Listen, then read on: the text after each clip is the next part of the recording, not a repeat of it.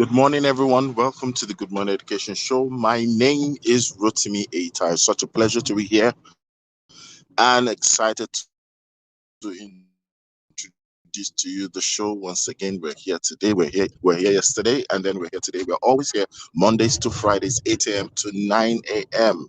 And it's always a great morning on the show. It's always a great time on the show. It's always a great experience on the show, and we don't want you to miss out. So tell someone that the Good Morning Education Show is on and it's live, and I want you to make sure that you have a great experience. Please let us know your name, where you're streaming from, your location. If this is your first time on the show, do let us know so we ring to you the bell of blessings. Thank you for joining us. Thank you and welcome to the show. And on the show, we always have time to share our thoughts with our analysts and our guest experts in the building. And we always have a great, insightful experience when we have all these experts and analysts from across the world joining us on the show. Today is not going to be different. We're going to be having some of our analysts join us any moment from now, and then we'll take on the conversation of the day. We'll look at some of the headlines and also take your questions. Absolutely, yes, you heard me right. If you have questions on the show based on the subject matter of discussion or any related topic, please do let us know. Send in your questions. We're able to take your questions. And of course, your contributions as well will be welcomed, and we will showcase your contributions. I'm going to bring up one of our analysts now, and welcoming her on the show is Dr. Omotola. Omotola, good morning. How are you today? Good morning. I'm great. And you? I'm great. Great to have you. We know that it's a major sacrifice, knowing fully well that the time zone is quite different.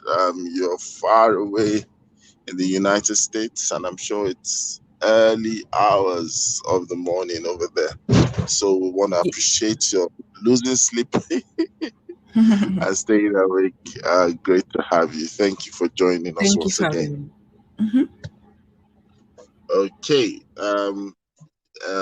As we normally do, we explore on the show conversations around headline news. And I believe that before we take the individual headlines, I would like to find out if there's anything that catches your attention, crosses your mind that you like to talk about as a headline. Do you have any?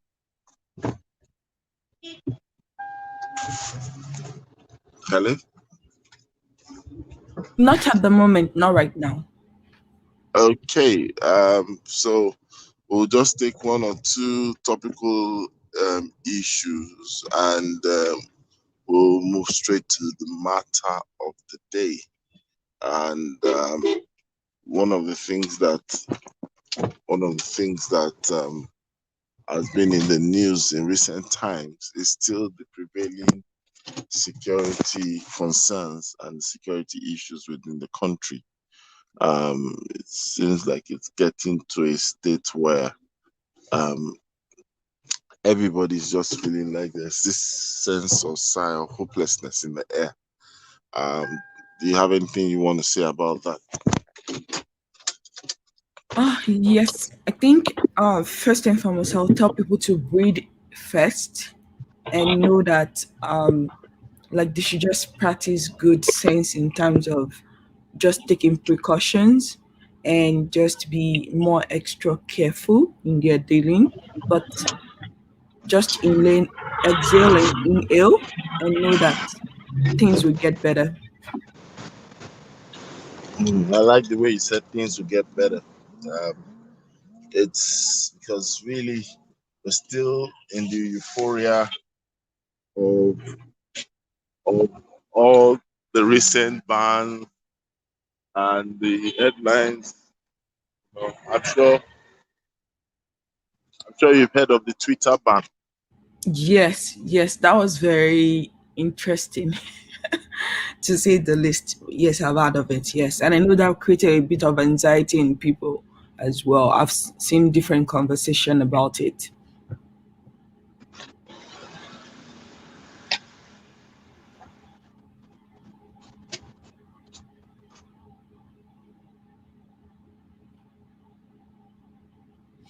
And if any of the viewers have any thoughts or opinions or expressions, feel free to comment and let us hear how you feel about it as well.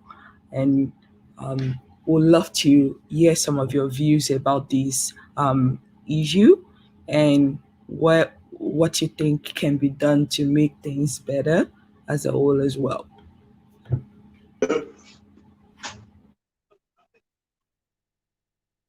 Hello, can you hear me now? Yes, we can. Yes, we can. So sorry, I'm trying to navigate the network challenge. But like you said, I think that there's an angle that we might need to look at, especially when it comes to the issue of the ban. So when you look at the ban itself, the ban has an implication to the area of education, right? Absolutely.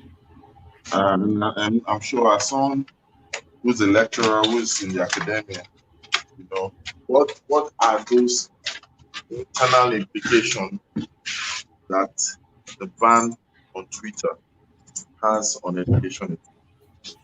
I think like in this like modern age or century, we are learning that education does not just take place in the classroom or within the four-wall room.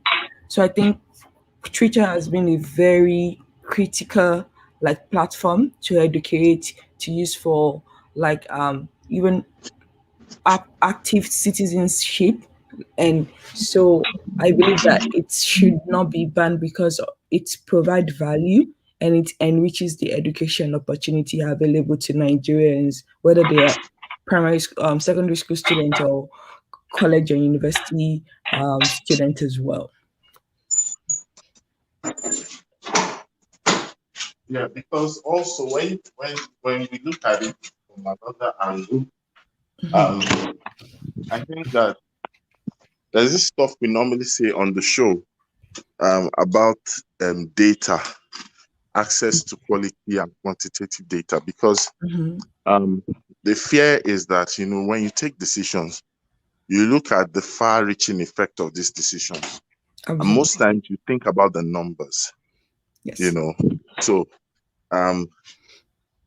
when your people are the ones who will suffer more than the person that you're trying to deal with, then at the end of the day, the ban in itself has lost its intent, as it were. Absolutely. And just like some people are saying, okay, let me just share with you a comment from our guests on NAMA says, Twitter has been an amazing source of teacher support for me. That's on the screen. And then, of course, and the same story goes to a lot of people. However, we know that as a sovereign state, there are certain things that the country can do, with its sovereignty.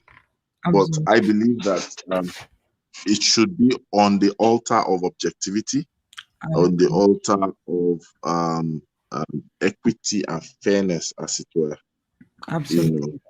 These are things that really we should be looking at. And yes, we have KK in the building. Good morning, KK. How are you today? KK, are you there?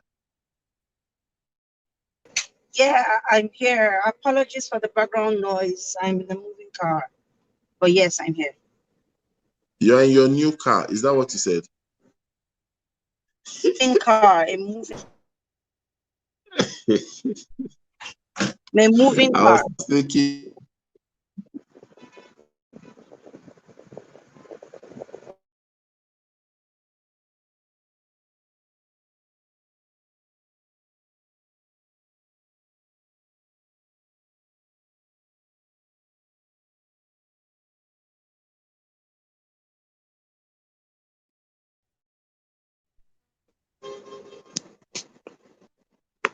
Hello. She said she's in the moving car. The network keeps bouncing off. Yeah, and I'm Yeah, trying to. your background is not making any noise at all.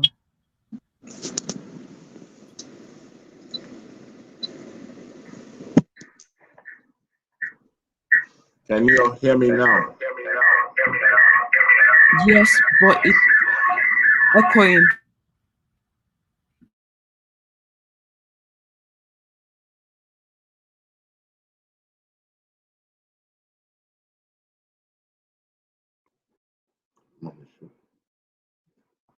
Hello?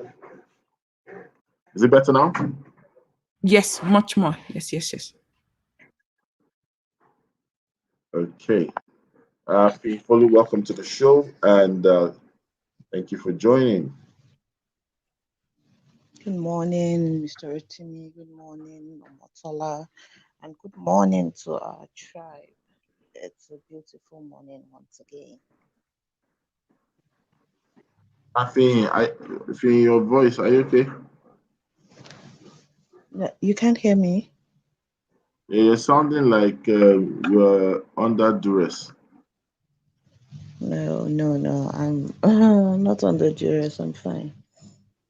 Okay. So let's explore some of our other headline news. We have Unity School, 76,855 candidates tussle for 30,000 admission slot. Wow. Any comments on that? Well, like other institutions and other organizations, I think the Unity schools need to be increased the capacity needs to be increased to take care of the population of students that are going to the schools. So we couldn't have had, let's say, for instance, 100 Unity schools when we had a population of maybe 1 million people. It worked and it catered to that number. But right now, more children are being born, and all of the statistics. That's where what we always say about data comes in again. Why do we have census? Why do we have the population data if it's not going to help with planning? If the schools, the capacity needs to be increased to take care of this. It's not only for Unity schools that we have issues like this. What happens with JAM every year? What happens with WAEC every year? The number of students that take these exams and that even pass the exams at all are just a small fraction of the number that these institutions can absorb and that they can take care of. So we need to look at expanding this capacity and making sure that there's provision for everyone who should potentially be in school. Fantastic. Thank you very much. Oh my goodness, yeah. Thank you very much for that.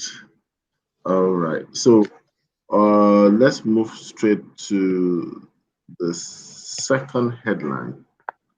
The second headline, which says Unilag students kick over inability to access online lectures.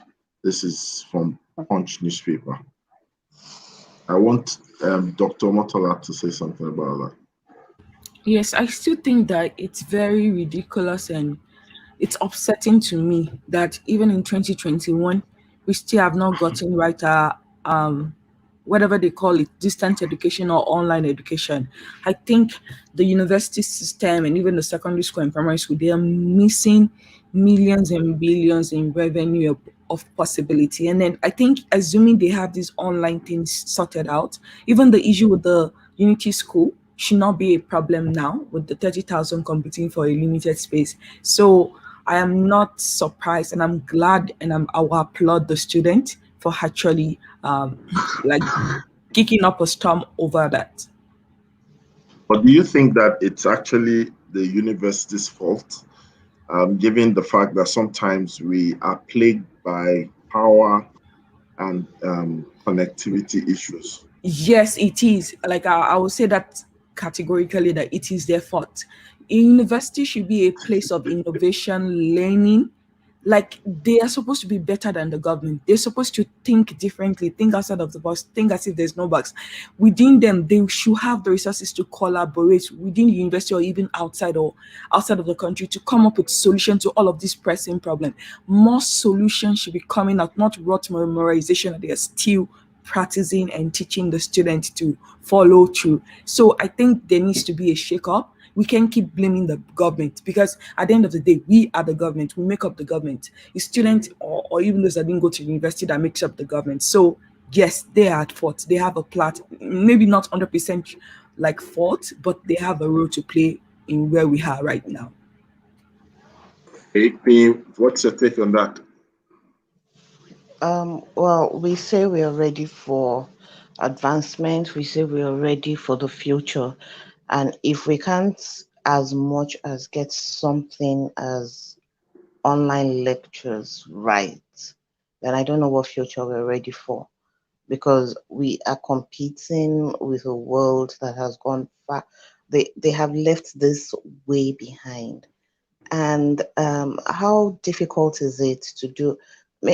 Private institutions, private organizations hold complete diets of courses online. They hold exams online. Certificates are issued online. Students write exams online. How much more? I missed the pandemic. Yes, even before the pandemic, there were private institutions that were running this thing from start to finish online. People I took a master's course online. So it's not rocket science. I think what plagues our institutions, especially our tertiary institutions in Nigeria, is that lethargy of, well, if the government doesn't give us what we need, then we can't do anything. They tie everything around the government's neck. There's no innovation, there's no creativity. Nobody is moving out of their comfort zone to say, oh, with the limited resources I have, or even with no resources at all, I'm going to try to make this work.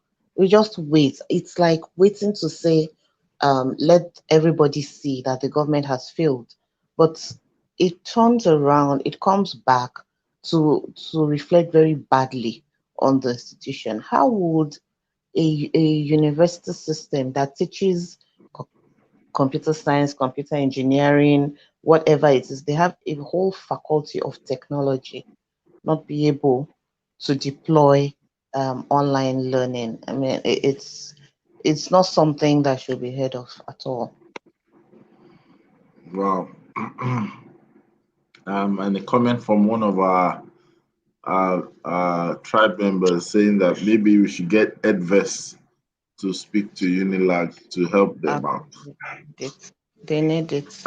I think that sometimes we also have this political factor where some people,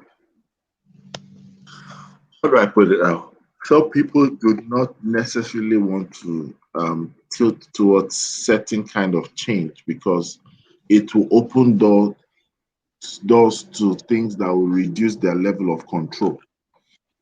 I remember some years ago, it was said that while social media was now becoming like a major thing, and normal literacy was adjudged to as in being, social media literate. A lot of professors did not have a hang on it, and their professors, and you could look at it, as sensitive as that was, you were going to say that if a school or a university was to adopt a course of study and probably did maybe digital marketing, who will be the dean? who will be the faculty a faculty head of of social media as a department or a course or digital marketing, when even the people who are the lecturers are not necessarily savvy?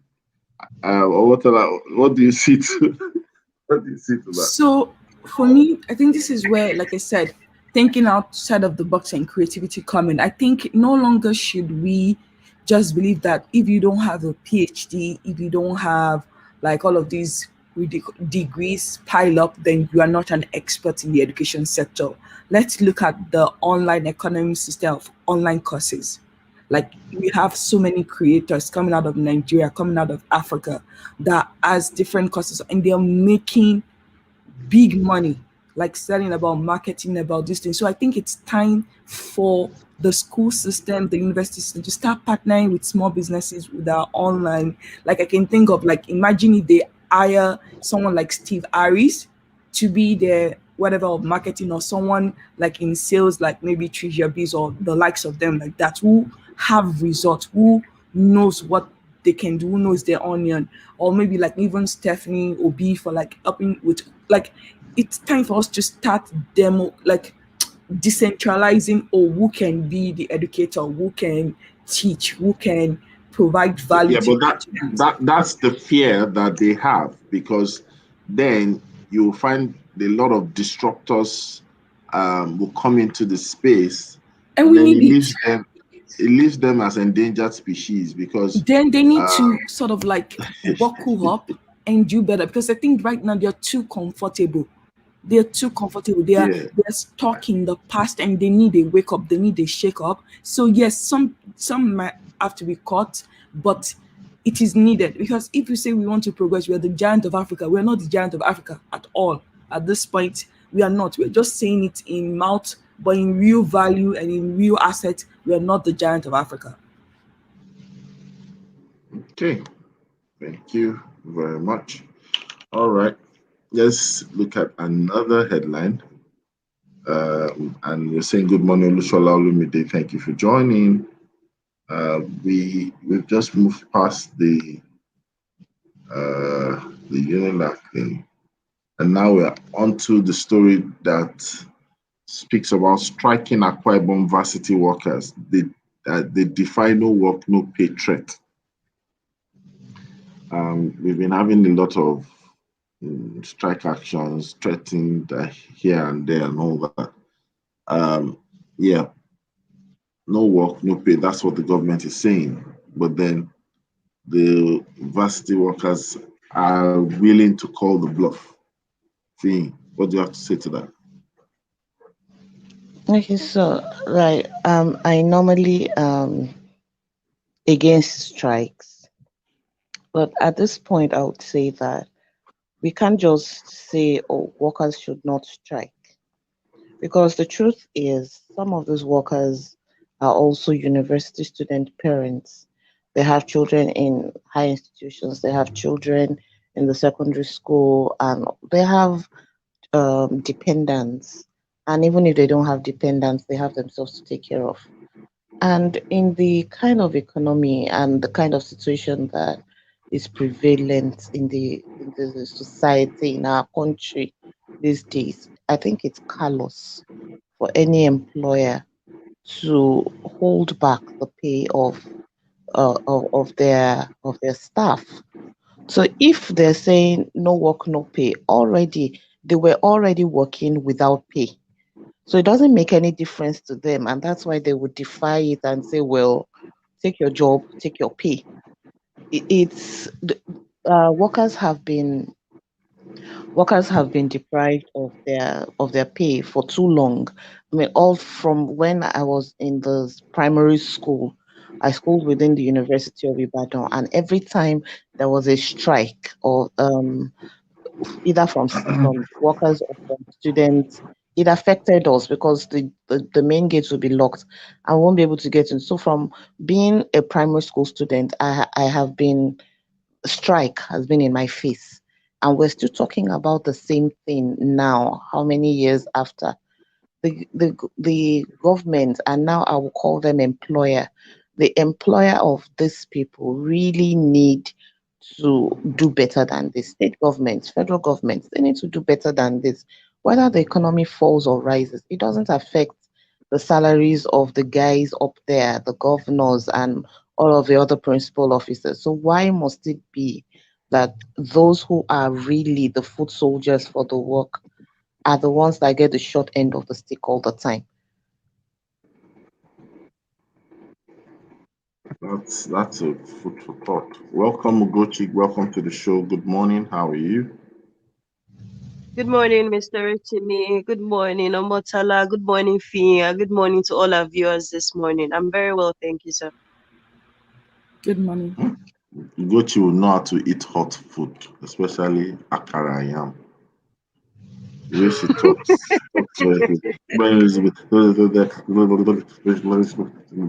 Fine, thank you. All right, so we are still on the headlines. We will be moving straight to the next headline. Students cause stampede at Kwara Poly over inadequate ICT equipment. Let's give Safety Chick that news to handle. Oh, well, a stampede would always happen if the number of people are more than the equipment or the space or the resources that are available, and then maybe there is something hanging over their heads that they have to use that thing, and so it now becomes a case of survival of the fittest.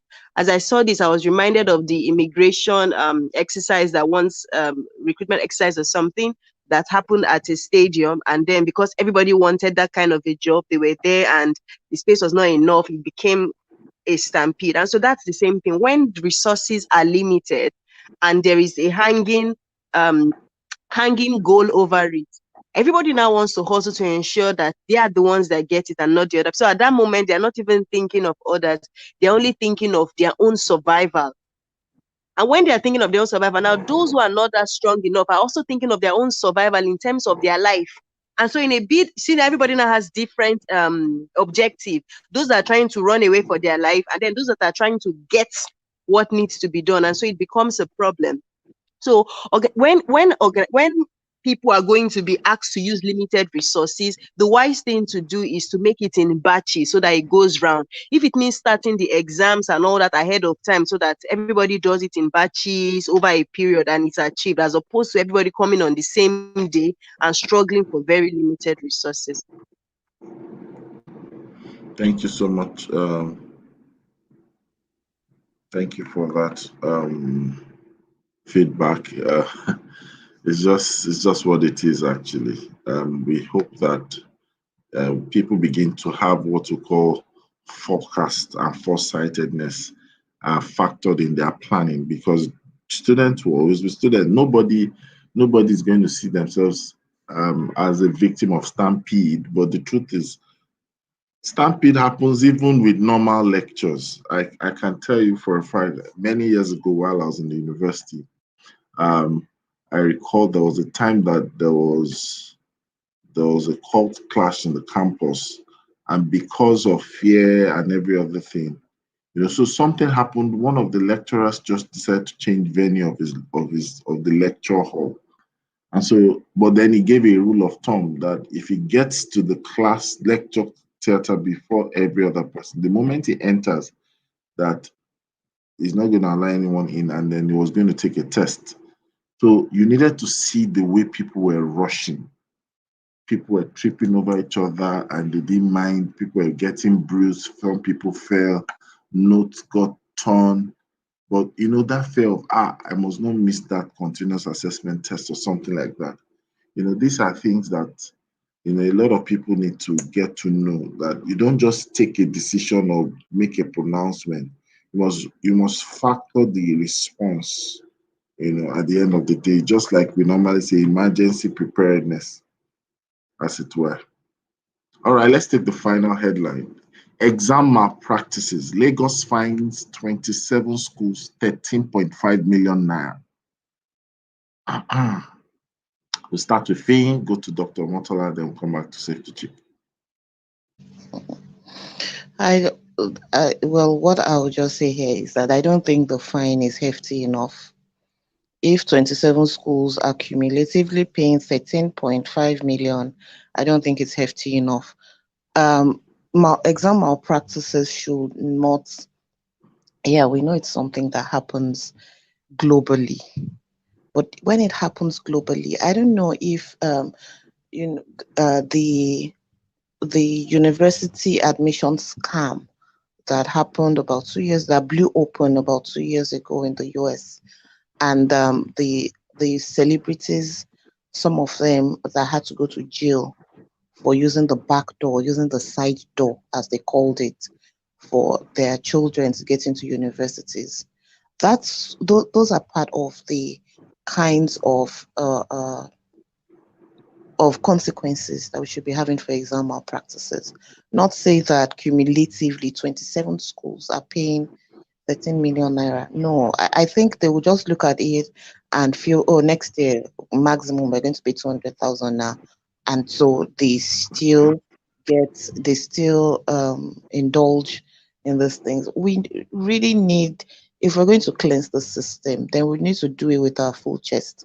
Not like, oh, you're just spanking a child or picking up something that you asked them not to pick, or just saying, if you do it again, I'll spank you. No, it's going to embolden students. It's going to embolden schools, because in some cases, it's not even the students that cheat. In some cases, the students are not really interested, but the school wants to keep up a particular kind of image, and so they kind of co-opt all the students into exam malpractices.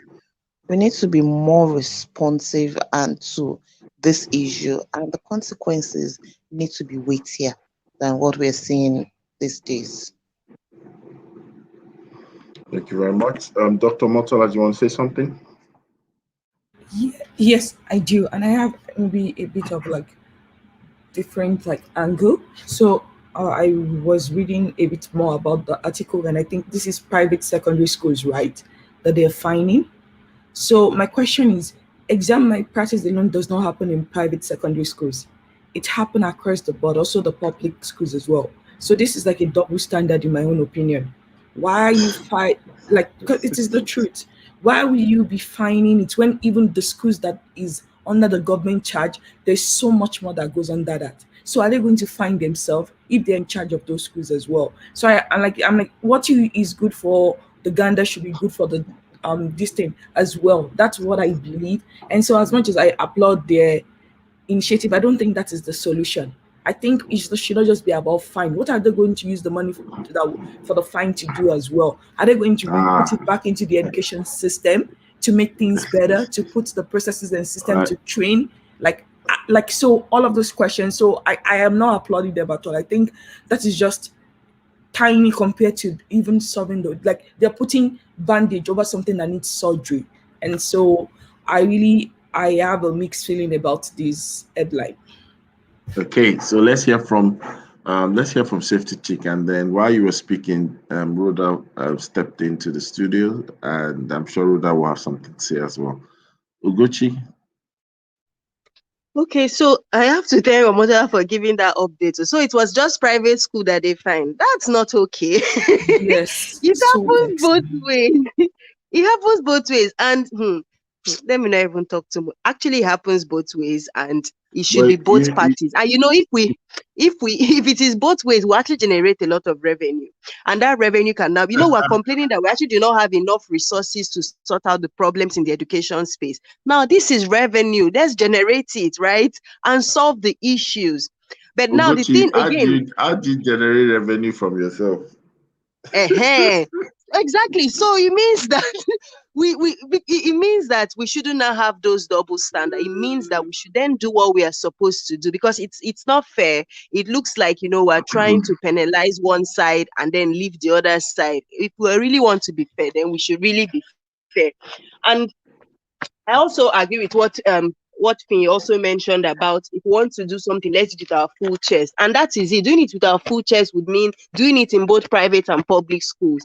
And if you cannot hold your own self accountable, then how do you expect other people to be accountable? NS says it will disappear.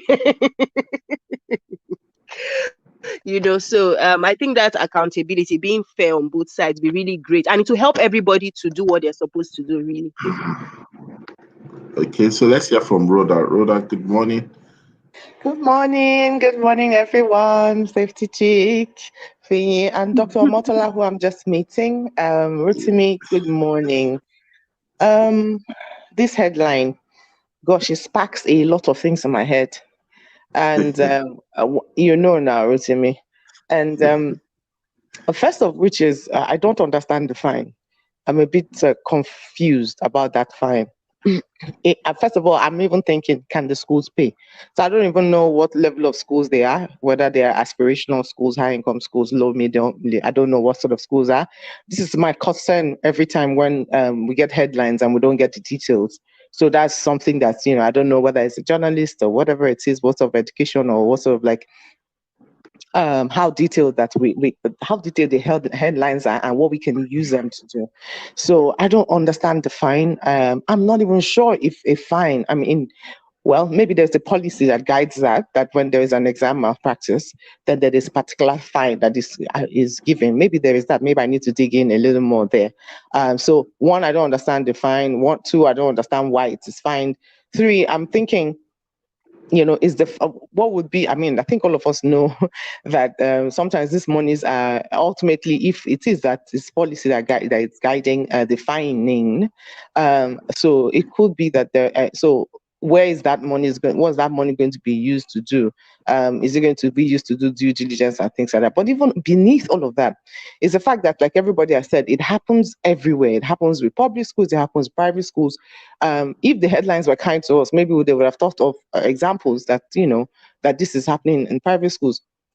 But then there are many angles to it. There's the parent angle, there's the school angle, and things like that. I've often shared here that in my place of work, we raise every first week of school is dedicated to cultural building and academic building, cultural building of the school, understanding the procedures, understanding what classroom management essentially is. How do you care for yourself and the environment and things like that. But also critical. Things like fire safety and child safety. All of those things are dedicated to first week. Because kind of happens every time. Whether a child, if you like, being in that school for 6 years, every beginning of the term, you would take first week of school that is dedicated to these core areas of our management, and a cultural building.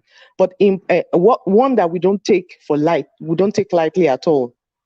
That we place emphasis on, even when we're struggling for time. Maybe, for example, in this first week of school, we are unable to do 5 days, but 3 days. There's a slot that is titled academic integrity and is totally designed to ensure that children understand that, one, all the concepts of making sure that I'm using my own plagiarism, I'm thinking of my own self, I'm not copying, I'm not cheating and things like that. And people think that those things count. I'll give a quick example and I'll end. Our students 2 years or 3 years in a row have gone to do all kinds of national common entrance and all of that. And especially when they go for the ones that are, of national presence, things like national common entrance and things like that. And bear in mind, we're an LIC set of schools, LIC, low income, people don't like to use that word, but our kids come back telling us stories of how they see in the exam halls, and I'm talking about primary school here. In the exam hall, they are given opportunities to cheat, and our kids come back telling them, "We don't cheat at our school. We don't do it. We will not do it." So it's children telling them that they don't do it, and so they will not do it because it's part of their culture and it's part of them. It's what their school experience. Anyway. Let me stop there. Well, that's it's kind of profound, because for students to really say that's real value infusion. That's what value-based education is about. But then some people have the school of thought that it's the private schools that are under pressure to justify their fees. That's why they are involved in malpractices, that you hardly have that in public schools. What are you justifying? Justify academic integrity. What are you justifying? Teach. If you taught well, then they will do the exams well. So what are you justifying? You want to have 100% A? That is false. There's no such thing. There's no such thing as perfection when it comes to learning and results from learning. There is no such thing. So, and when you see schools that have 100%, be wary. Nobody has 100% skills, A skill. I don't have A skills in everything, for God's sake. Thank you so much. So let's just dive into the conversation of the day. The headlines really have become headlines in the real sense of it. Okay, so we will be talking about teachers supporting teachers, and thankfully everyone here directly and indirectly is a teacher to a great degree, you know. So I'm going to start with, let me go to Finn. I'm coming to Dr. Motola, to safety check, and back to Rhoda. Teachers supporting teachers. Finn, can you give us like your understanding and the dimension to which this should be explored? For me, teachers supporting teachers should be a collaborative effort where teachers are doing it for personal development, to help each other, and also to help the students to have better learning outcomes. So yeah, I think the last sentence that Rhoda just made about not having A skills in everything. Yeah, none of us have A skills in everything. And where I know that it may not even be my subject area. I could be teaching language, for instance, and maybe because of further reading or some exposure that I've had, I know of certain things in biology that I could share with the biology teacher. It doesn't take anything away from me to share with them, and oh, this is what I found. I know that at a point, while I was in the classroom, though we needed to talk about the new planting system of hydroponics. And the person that we had that knew about hydroponics and that was practicing hydroponics was a fine arts teacher. She was the one that that she was a consultant for that topic. So supporting ourselves should not be a thing of, oh, I want to be the one seen as having the greatest results. I want to be the one who, when my result sheets come in, all the students are high achievers and high performers. Because if we look at this thing holistically, if instead of schools resulting to more practices to increase their enrollment rates, what if the teachers collaborate and cooperate and cooperate to ensure that the results that they get are organic and that the results that they get are truthfully representative of the work they have put in? We will not have to resort to things like exam malpractices, or maybe intentionally going below the standard to ensure, well, that's a malpractice too anyway. Any form it comes, it's a malpractice. So for me, it's for the good of the individuals, it's for the good of the students, it's for the good of the school itself, and ultimately for our nation, for the society. If teachers will put aside competing and eye service and All right. just blind competition and say yes, we would come together to help each other. Okay, thank you very much. Dr. Motola, over to you. And I want Yes. to, yeah. Go ahead. Yeah, carry on, please, carry on.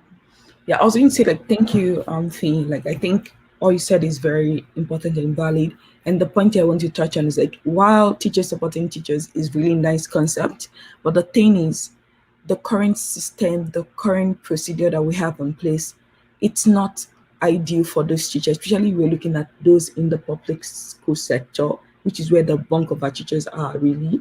It's that there's this issue of, like, already, like, we're just recently talking about the varsity teachers or university or workers going on strike because they're not being paid. So they're underpaid, overworked, and under-resourced. And so and that's why it's also critical that they create their own ecosystem of support, because they cannot count on the government to really support them in these instances as well. And so my own pitch would be to say, yes, white is a nice idea, but I think sometimes it can be overwhelming because they are not empowered to even think beyond themselves in their own classroom. Because I'm like, wait, I've not even sorted out my own students. Like, let's say a teacher having 100 students to take care of every day or something like that, or every semester or every term. That can even be overwhelming in itself. And so maybe it might not be anything formal, but yes, it will really be a good idea if they can be like even like accountability partner kind of thing, where you know what, like we're coming together informally, and the goal is that because we so much care about this education system, we care about the children and the generations that are going to pass through this, because they always say this, that we like teachers are building the leaders of tomorrow. Because whether you become a president, lawyer, banker, engineer, marketer, whatever it is that you choose to be, like you have to go through a teacher at one point. Like if they're that committed and they have that extra passion, then they might be extra motivated to really get involved in supporting each other. But I think the truth is that sometimes those teachers are so overwhelmed that they are not even thinking about collaboration, which can really help enhance them and help them to leverage the limited resources that they have. So I think it's a really good concept, and I hope that we can see more of that happening in our schools. Thank you very much. So I want to ask Ugochi to add to this conversation, especially when we look at teachers supporting each other. How can we narrow down from the area of counsel? Counsel. How do teachers support each other from the area of counsel? And counsel can mean counseling, can mean advice, can mean comparing notes and shared expertise. Ugochi. Okay, so I would say that that's one of the things that social media is doing for us now. That's why I would have someone like a Mrs. KK, what she's doing on social media, with a social media account, sharing practical tips as an administrator, someone leading a school, and all those sort of stuff. Yeah, so that's one way, making use of social media, your personal page or your communities, and then also associations, school association, teacher association, education associations. For example, maybe APM and the one for the low income schools and all that. So those are also medium through which educators can share knowledge among themselves, provide advice, provide counsel, because they are experiencing the same things, right? And so it's great when someone who has gone ahead can say, okay, it's also what Mrs. Angela is also doing, leveraging her expertise of what she has done so far, and then teaching younger teachers and other people in the business. Yes, so that's one of the ways teachers can do that. And I will just say to all educators that regardless of how many centuries you have been in the business, please be willing to learn. Please don't say, oh, this person is too young to share with me. That person might have something that you don't have. And then also the younger ones too, don't despise the knowledge of the elder ones, because they have seen things. Don't be for me, oh, because you know how to use tech. It's not by that. Everybody needs each other. So the young need the wisdom of the older ones, what they've experienced and all that. And then of course the older ones also need the innovation and the fluidity of the young ones. So both parties must work together. And when that is the case, when everybody keeps on focusing on the big picture, knowing that whatever we do, who we become, it's going to affect the children, it's going to affect the education system we have in the country. When focus is on that, it makes it easy to learn what you need to learn, take counsel, take advisory where necessary, so that you can do better.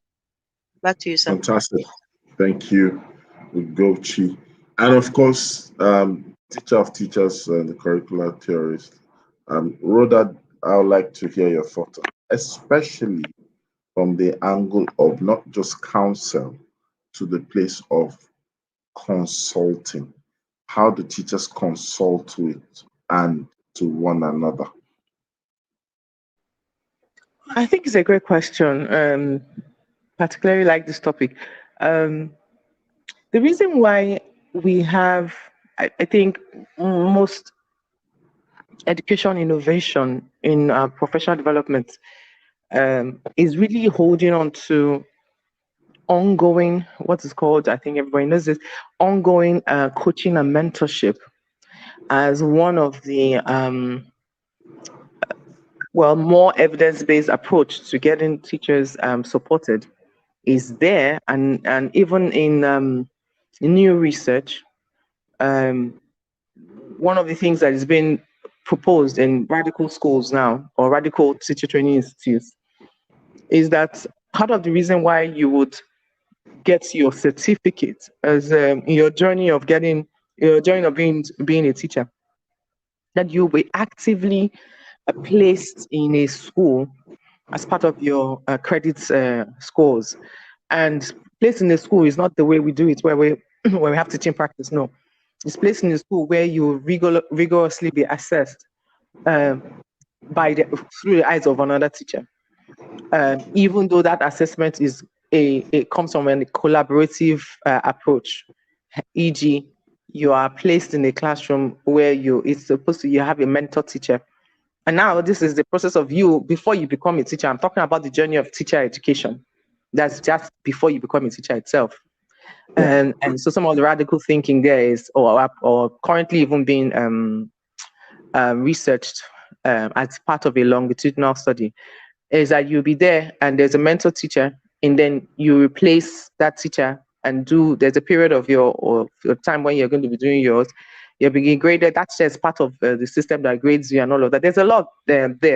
But in the world of consulting other teachers, I think we still again part of what we should suggest to schools, every school, as one of your critical professional development strategies or techniques should be that there are teacher mentors within schools. So the examples of teachers who are doing it right now. Mentors don't have to be, and that's why we need to be careful. Mentors, and this is in the world of consulting too, within the school system. I mean, as Ugochi and everybody else has touched on how you can approach it from a social media point of view, or use going through associations, but within the school, which is often the best and more dedicated. If you think about the different levels of schools or economic background of schools. So the reason why you want to build that teacher mentorship within the school system,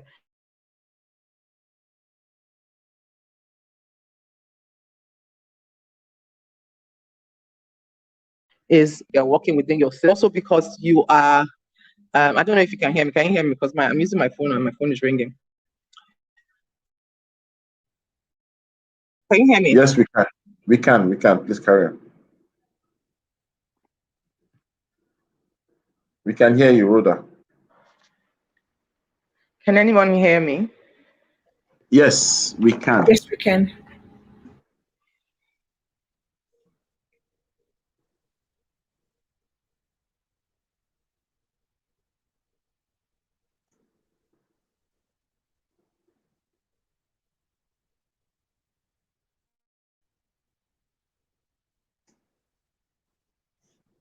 Can you hear me? Yes, I'm sorry, I we think can. I cut out.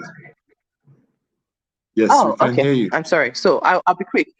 Oh, okay. So I'll be quick. So the reason why we that teacher mentorship, because so the way to build that sort of like consulting in other words, using the mentorship approach or peer is where we have that evidence of peer learning, peer support is always strong. But then is to be careful around it is also who is a mentor when it comes to a certain areas, when it comes to certain areas, would be considered a mentor with classroom management, a mentor with particular subject areas, a mentor with building culture, a mentor with even just your general outlook as a teacher, how do you look within the system, a mentor in just culture mentors, academic mentors, and even classroom management mentors. So in the world of consulting, that will be my best approach. I know that there are that is to build it within the school system. But I think there are also people who have expertise in this. Like when they come into school, schools should never shy away from looking for external mentors, people who can come and build that system for them, who are actually dedicatedly coming to the school term on term to ensure that teachers are fully supported. Thank you so much. Thank you for that. Okay, so as we draw the curtains on this conversation, I believe that there are many areas that we need to look at, but it'd be nice to also hear from you all, like your parting shot on the conversation of today. Teachers supporting teachers, I believe, is a must. I believe it's also a fast track tool to accelerating development, across the spectrum. So I'm going to start with Finn, going back to Motola, coming back to Safety Check, and then we'll end with Rhoda. So Finn, please, closing remarks on this. In rounding off, I would say that knowledge, innovation, and creativity are three areas that teachers should continually seek, whether they are still actively in service or not. Because now we have talked about the role of mentor teachers, and if we keep abreast and keep developing in the areas of knowledge, what's going on in what are the innovations coming into education, and how can we be creative with this in our society, in our particular situations and schools, and we're willing to share this with each other, so that when I come across something that benefits another teacher, I tell them about it, I put them through, I share resources with them, and when they do this, when they find also in my area, they share with me, then the cycle of helping each other, helping our students, and helping our schools become better keeps going and keeps active. Thank you. Thank you very much. And then we move to Dr. Omotola. So first and foremost, I want to say thank you to our teachers. I know sometimes it can look like a thankless job, but the work that they do matter and they are critical to the growth and development of any nation. So thank you. And then secondly, to say that also, like, start where you are with what you have, like wherever you are. Don't wait until there's a formalized program or like fellowship or mentor. Like start with what you have. Don't be afraid to ask for help. Don't be afraid to seek that collaboration.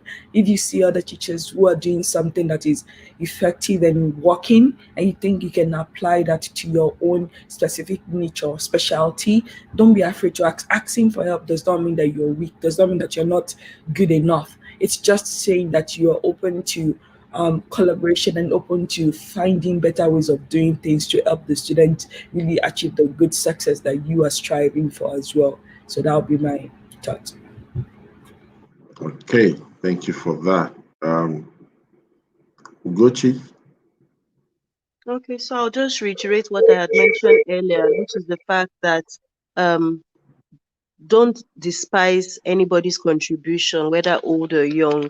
Young people, young teachers, young educators, please do not despise the wisdom and the experience of the older educators.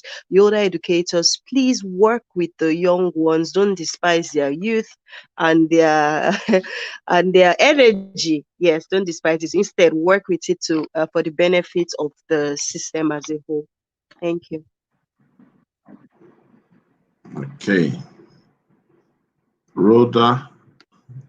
Yeah, I think my final words would be like, I many times we suggest things, and I like what everybody has mentioned too, from the angle of, always, I mean, support each other, whether old or young, or even know that you even when you ask for help, it doesn't mean that you're not good enough. No, I always ask for help. I will always ask plenty questions. So questioning is a sign that you're doing well and you're thinking out aloud. So that's why people question. So I always worry when people don't ask questions. So they'll think that asking questions is which is why every interview ends with, do you have a question?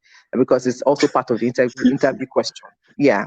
So but I think that sometimes when school systems make assumptions, I find that a lot of school systems make assumptions. Please, to all leaders of school systems, do not make assumptions that teachers come ready.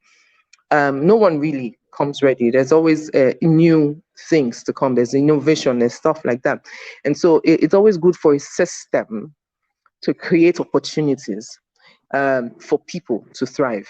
And so don't within school leaders are actually on my table here, speaking directly to them, to create opportunities for mentorship and for support systems within the school, so that teachers don't see themselves as competitors, but collaborators. I think that would be my just creating that culture and that enabling environment for everybody to feel that they can be supported, fully supported, and they can thrive. Yeah, I totally agree with that last statement you made, that they should create the atmosphere and the opportunity to thrive, because a lot of people that are practitioners outside the classroom, we are creating an atmosphere for us to eat each other up. And that's why we are not growing the trade and industry. All right. We are now going to be having something new before the end of every show. We will have what we call the education grant for the day. And I'm going to give Dr. Omotola opportunity to talk about that quickly before we say our goodbyes. Every day we will be having grant opportunities, and today she'll be sharing with us one. I've posted in the comment section. But then also I would like her to just mention that. So Dr. Omotola, over to you quickly. Sure. Thank you. So the goal behind this is that because we know that like our education system, we need as many support as possible. The money coming from the government is sometimes is not enough. And as citizens, as teachers, as administrators of schools, sometimes there are opportunity and funding out there, but we're not aware of. And so the goal is that every single day we have something for you to explore as an individual, as a teacher, as a student, or as an administrator. And so for today's grant of the day, it's this it's like a challenge where you there are 5 different areas, but for this focus, we're focusing on equitable classroom. And so the goal is that you are able to you can submit the first round application by June 16. I know it's closed, but it's possible. It's just an online submission. The website is there for you in the comment to look at. But what I love about this is that like they're open to solutions. So know that if you have ideas, if you have potential things that we can make the education system better, we can make it more equitable for students, irrespective of their background, their age, their gender, to have access to quality education, then you are needed to speak up about your ideas, and I will encourage you to submit these and form a team. And it doesn't have to just be you alone. Like that's another thing I love about this challenge grant opportunity. You can come up with a team of at least 3 to 5 where you can come together and submit it and bring all your geniuses and your skills and your talent together in terms of the solution that you are pitching to these potential funders. And it's up to 2 million. So the possibilities are endless. So don't count yourself out. Don't think that, oh, it's not for people like me. It is for people like you, exactly. And so I will highly encourage you to apply. And the beauty of this is you don't have to be a non-profit organization or an NGO to apply. So as an individual, you can apply. Then if you have an organization, whether it's for profit or non-profit, you can also apply as well. And so that's the purpose. And then the focus is basically like just a bit of the overview. It says the pandemic has like upended the entire education system, and this is not just in Nigeria or across Africa, but across the world.